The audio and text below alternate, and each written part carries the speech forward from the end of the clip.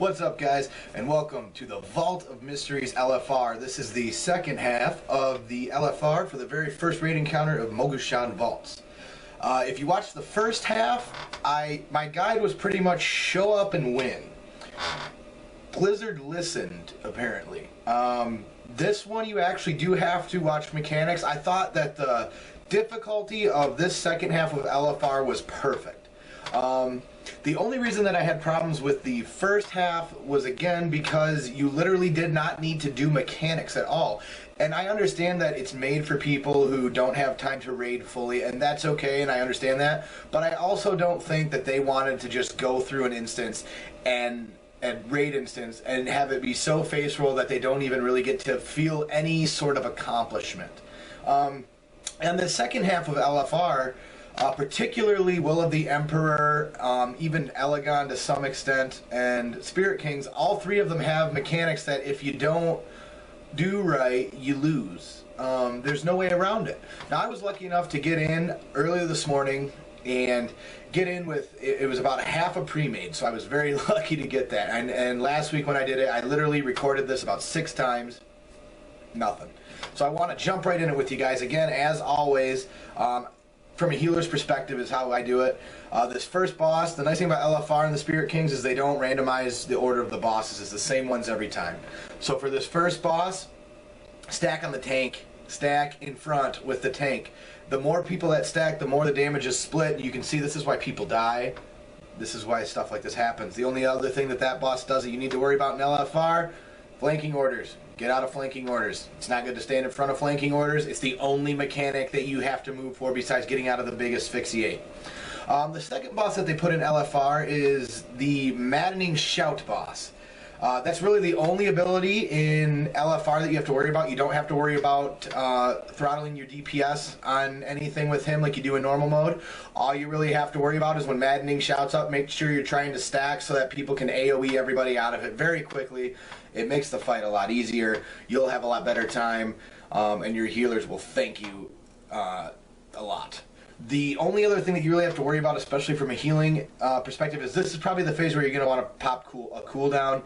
Each Maddening Shout, you don't have to pop a big one, but just pop one so that you can keep up on healing, because as soon as you're broken out, there's going to be people who need heals, and it's nice to just be able to blanket the raid a little bit, especially if it comes out the same time as flanking orders or near it. It's good to at least have, any, movement speed increase you can do, anything to just make sure you're out of the way. If you can help anybody else, like I was popping Stampeding Roar during this, make sure you're out of there. Third boss you get is the Volley Boss, the Arrow Boss. What this boss does is he puts a bunch of, or actually no, I'm sorry, the third boss you get is the Shadow Boss, which spawns the ads. If you get fixated, run out of the raid. That's your only job. Okay. Other than that, it's pretty much GG for healers and tanks. If you can interrupt, but you don't have to. It's pretty much a burn phase. The final boss is the Arrow Boss. Stay 8 yards apart, guys. When he does his, you'll see in this video that I actually got stuck in it one time because I wasn't paying attention, and that was my fault. I derped on that.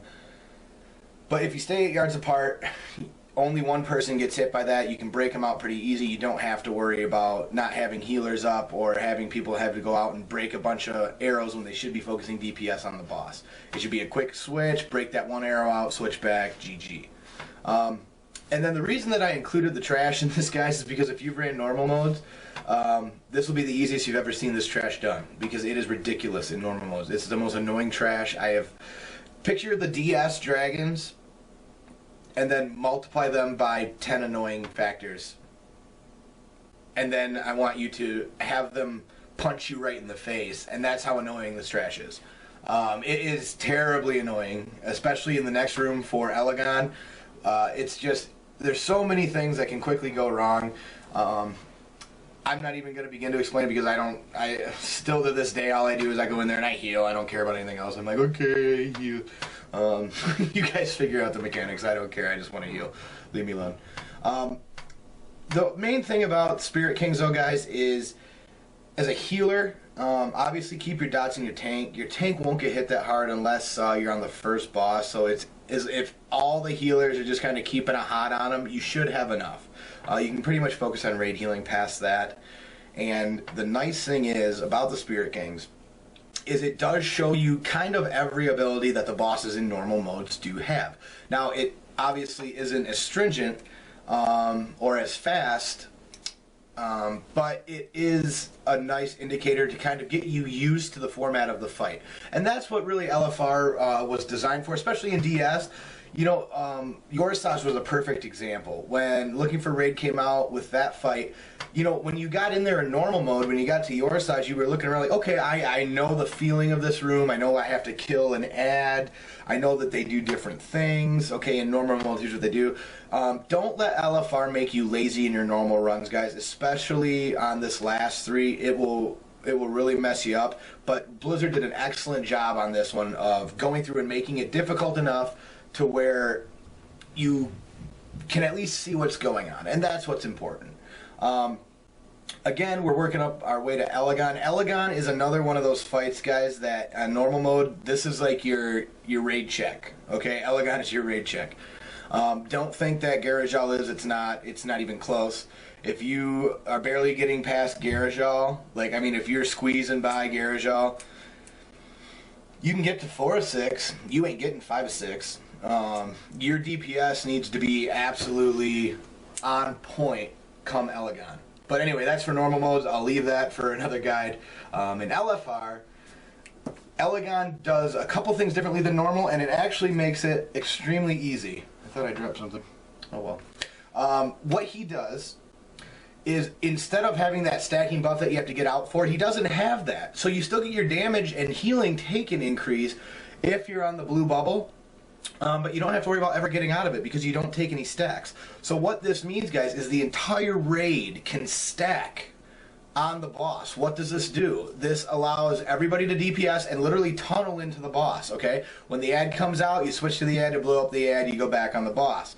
To be honest, in this group, they barely switched to the ad. I don't know if more ads will spawn based on a timer in LFR, or if it's just when the ad dies, then the timer starts again.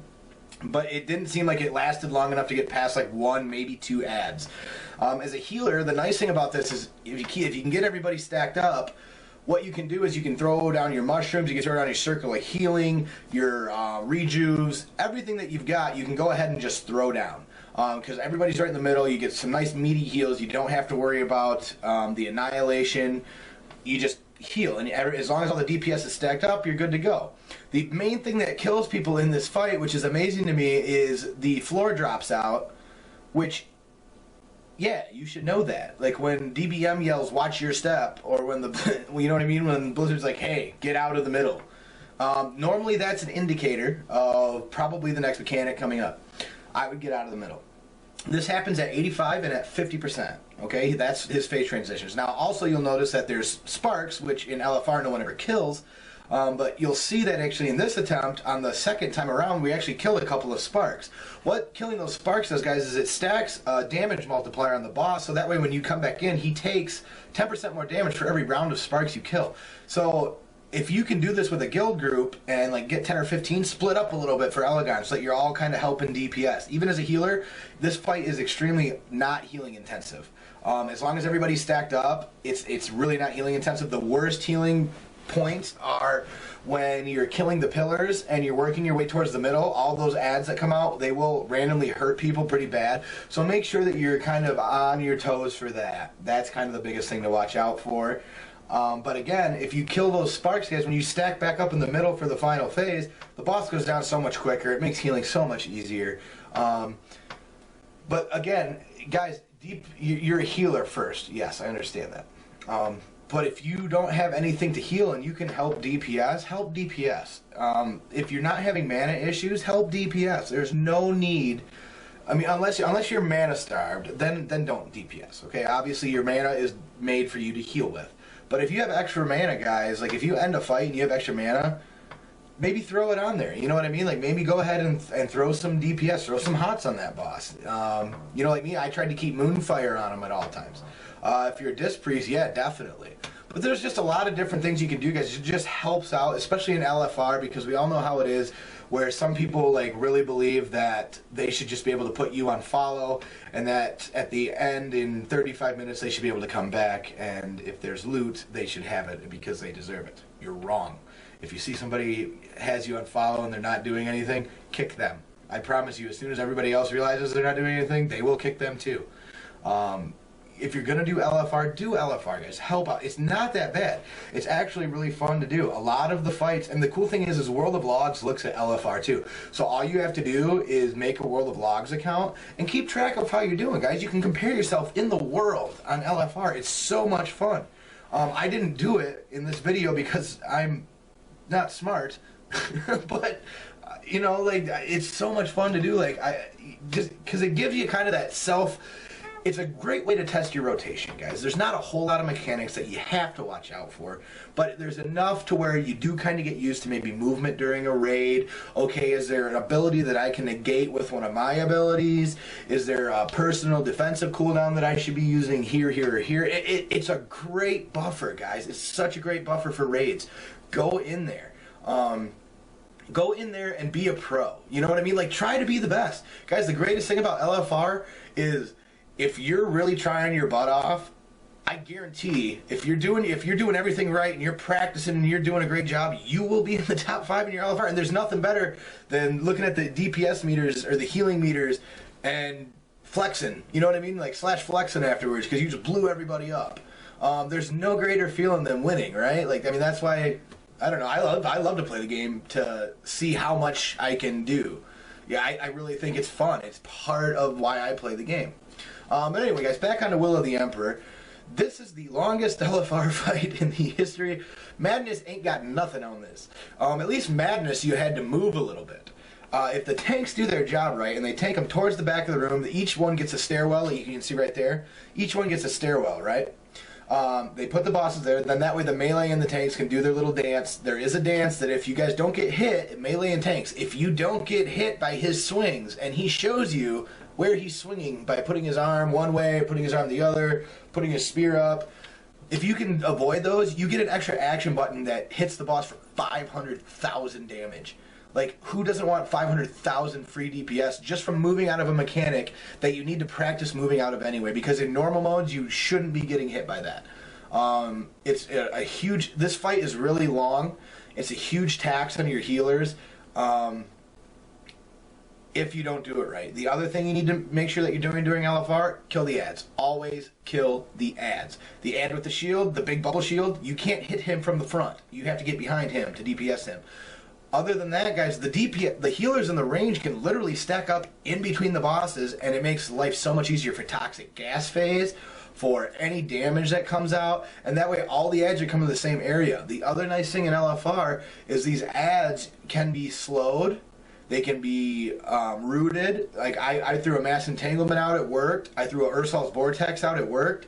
So that way, guys, make sure that those ads are clumped. If you're a DK and you've got Gorfiend's Grass, get those guys in there. Let's get them down as quick as we can. You know, that's the idea here, is let's see how much cheese we can put in those meters. Like, let's blow those meters up. Because most of the mechanics, as long as you're paying attention, they're not hard.